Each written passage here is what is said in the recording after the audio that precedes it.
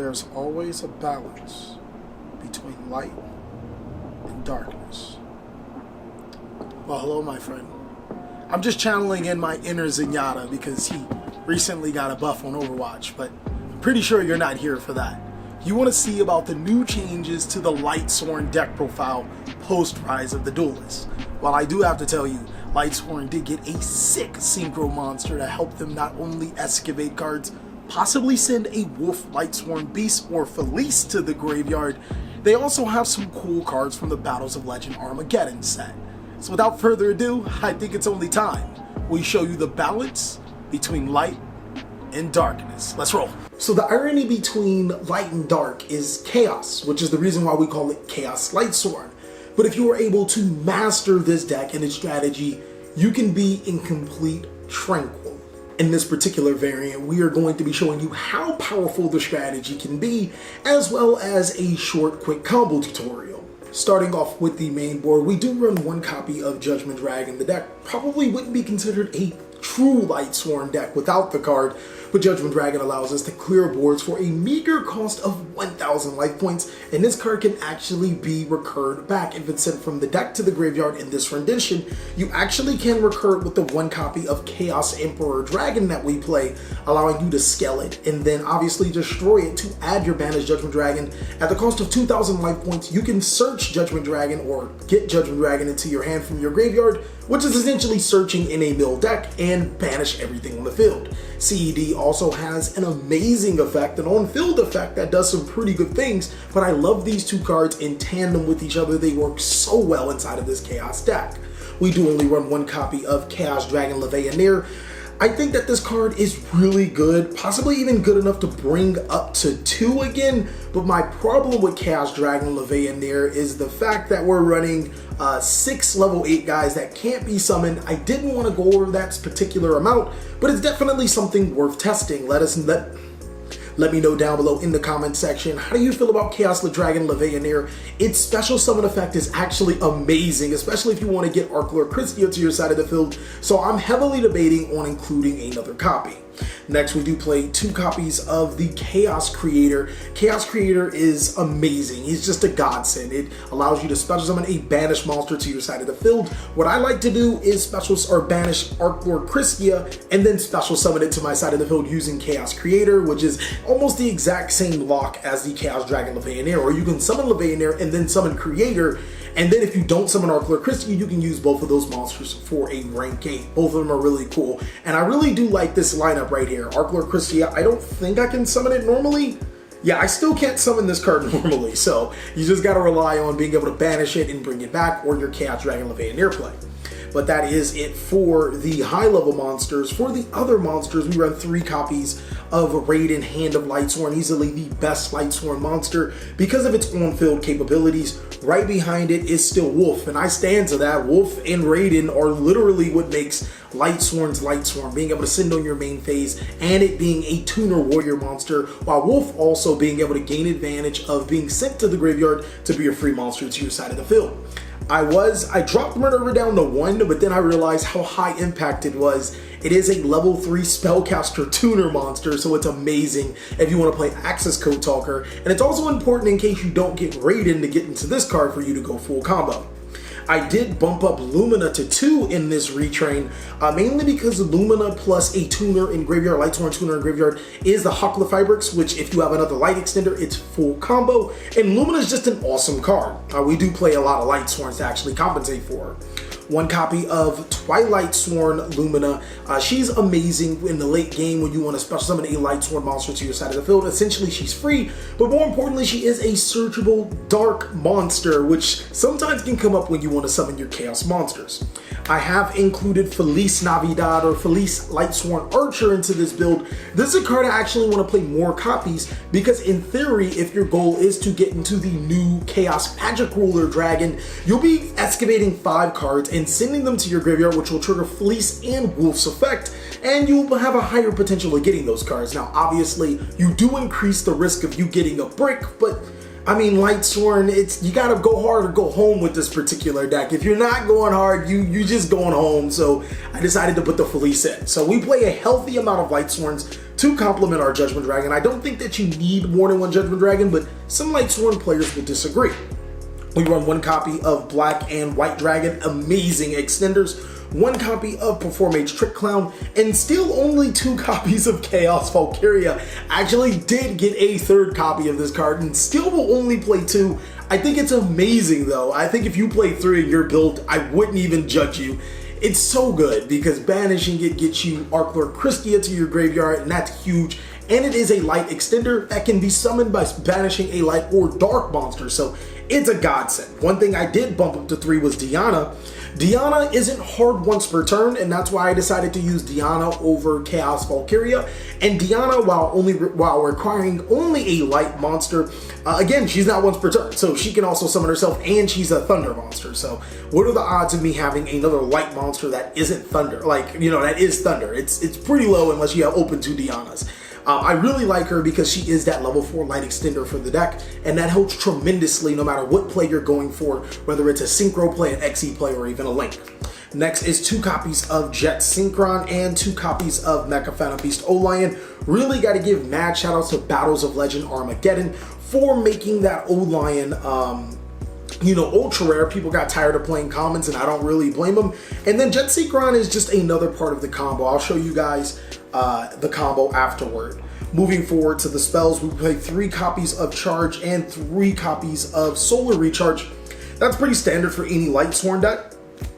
3 copies of Chaos Space and 3 copies of Forbidden Droplet. We're trying to get 3 copies. Unfortunately, I have no Rise of the Duelist just yet as of making this video, so I had to resort to proxies. But Forbidden Droplet, in theory, works perfect for this deck. There are monsters that you do want to your graveyard, and you actually do need a source of disruption, so Forbidden Droplet is amazing. 1 copy of Foolish Burial, 1 Reborn, 1 Rhoda, and 1 Imperial Order. That's going to sum up the entire main deck at 46 cards. We did bump up the number because there were cards that you just don't want to see, like seeing Jet Synchron in your hand is great, but seeing O-Lion is, and also seeing Wolfsur, so moving forward, 1 Apollosa. We did take out the excess Code Talker combo for Apollosa the Bow Goddess, just in case if we do get stuck into our combos and we can't make full board, we can just make Apollosa with Infinity Negates, 4 Negates, but that's normally enough. 1 copy of Curious, 1 Crystron Hawkla Fibrix, 1 Nightmare Griffin, 1 Auroradon, 1 Link Kribo, 1 Hope Harbinger, 1 Abyss Dweller, 1 Minerva, 1 Borload, 1 Herald, 1 Martial Metal Marcher. I don't know why my links are in the back, but 1 Barricade Board Blocker, 1 Link Cross, and 1 Chaotic Ruler, the Chaotic Magic Dragon. This card, I have mixed feelings on it because it's really good if you're not going full combo, or if you have access to it outside of your full combo, because it literally says, I'm an extender, I'm going to let you make that rank 8 easily. You're going to make that Hope Harbinger if you make this card more often than not, because you have so many other ways. But then at the same time, the only issue with it is that it's too good. Like that I know it's like it sounds like a bad issue, but it is an issue. Like sometimes you're trying to go into your Borload Savage or your Borload Savage Dragon, and you're like, this card has so much more potential. So if you're a risk taker like me when it comes to certain things, then man, this card will definitely bait you into thinking more chaotic than Tranquil, and you'll probably summon him a lot, mill like Double Wolf and Felice, and then make the Borload Savage Dragon anyways. So like, he just has so many boom or bust plays for himself. That's why he's so cool, and he can summon himself back to the side of the field. That actually does come up. But that is it for the main board. In the extra deck, allow me to show you guys some really cool combos I know you'll love. Okay guys, so it has actually occurred to me that I never given you guys budget options. The only real expensive card inside of the Lightsworn deck, at least in my opinion, is going to be, you know, Forbidden Drop. And currently, I don't even have those cards currently right now. You can either completely take out Forbidden Drop, or you can play cards like Forbidden Chalice, which helps you board break. And then looking into the extra deck, of course, there's Apollosa the Bow Goddess and Borload Savage Dragon that are really expensive cards. If you guys can't afford those, then I think Draco, Berserker of the Tenyu, or Cypher and Blue Omega is a great substitute for Borreload Savage Dragon, and maybe instead of Apollosa the Bow Goddess, maybe another Link 4 monster like Boral Sword Dragon, Borreload Dragon, Topologic Boros isn't a terrible idea, or you can just go over more synchro route using cards like Judgment Dragon of the Haven or another one of the synchro monsters you did not choose. You can even use Exceed monsters like Excited Knight, and you know, and Castell and cards like that. That'll help you be more going second and disruption orientated. But this deck works best when you do have the more expensive cards, unfortunately. And the card of the IR I do want to talk about is Hacklefibrix. You don't necessarily have to run it. I know there are some people that don't want to see Hacklefibrix in decks, but I'm telling you, in order for you to play Lightsworn like as competitive as possible, Hacklefibrix is just a godsend, and you don't always use it for the normal Hacklefibrix combo. So I'm gonna go ahead and shuffle this little bad puppy up, and we are going to see what we are going to get for our opening hand. We're gonna get H Solar Recharge, 2 Solar Recharges, a Raiden, an O-Lion, not necessarily nice to see, and a Diana, the Light Spirit. So this is a pretty good hand because we opened double Solar Recharge, not 2 targets for it, and Lightsworn is a game of risk. So right now I can normal summon Raiden, activate its effect, hope to mill a light monster, and then summon Diana. But I do have double Solar Recharge. I'm inclined to go this route. I'm gonna use Solar Recharge to send the Raiden to draw 2, which is gonna be a Charger Light Brigade and a Foolish Burial. That is amazing. We're gonna send 2 with Felice and a White Dragon Wyvern Buster. Not so great. Felice only can activate its effect when a monster effect sends it, and White Dragon Wyvern Buster isn't a card that I necessarily would want into the graveyard, but still, nonetheless, this is not a terrible hand sequence, as now we have Charger Light Brigade. We're gonna go ahead and pop that out. We're gonna get Wolf, Mecha Phantom Beast, O-Lion, and the Judgment Dragon. Oh. So our normal combo is completely out of the game right now. Wolf Lightsworn Beast is going to be special summoned to our side of the field. I'm not going to use the effect of O-Lion. I think that if you're not using the combo, more often than not, O-Lion is just a dead card. Plus I have Wolf Lightsworn Beast, so there's like no reason to do so. With that, I'm gonna go ahead and add Lumina from my deck to my hand, and then we're gonna go ahead and yeah, that's going to be, this is interesting.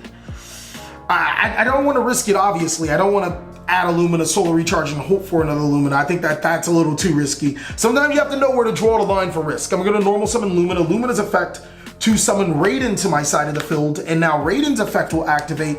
I'll send a Chaos Creator and another Raiden from the deck to the graveyard. Not necessarily the best of mills, but not a bad one at all. I'm going to use Raiden and Lumina for a Link summon. We are going to link off, and just by the way, this is Raider, into Crystron Hacklefibrix. Hacklefibrix has to summon the O-Lion from our hand, or we can summon Jet Synchron. Unfortunately, Hacklefibrix in this particular deck, we want to summon the O-Lion, so we're gonna have to summon the one from hand. Crazy how we're gonna do this. So I can bring out the Diana, go into the Link Cross, and make the Curious, but I feel with this particular hand, we don't want to do the normal combo, especially since double O-Lion is on the field and graveyard respectively.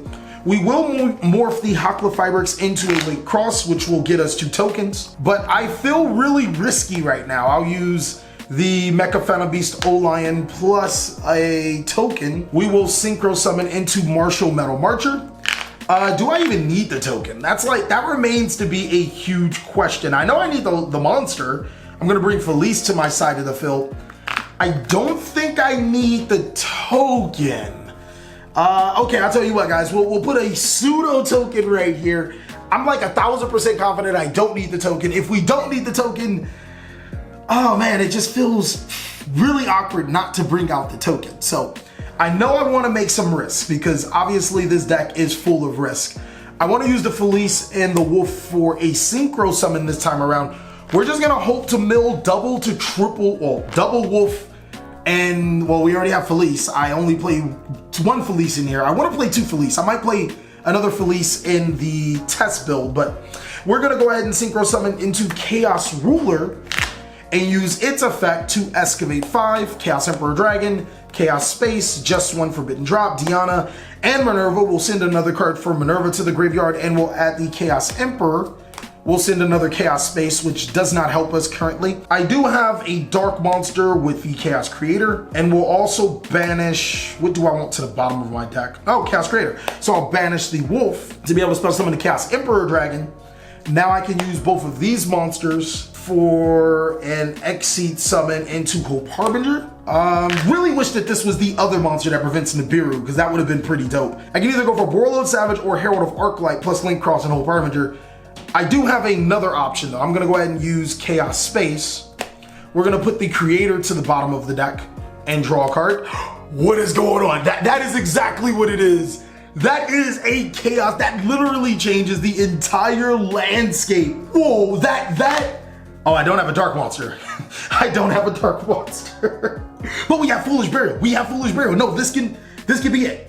I wanted to Foolish a Wolf and like pop off with some cool plays, but no, it looks like we're gonna Foolish Burial. That is huge. I'm gonna Foolish Burial the Lumina Lightsworn Shaman to my graveyard.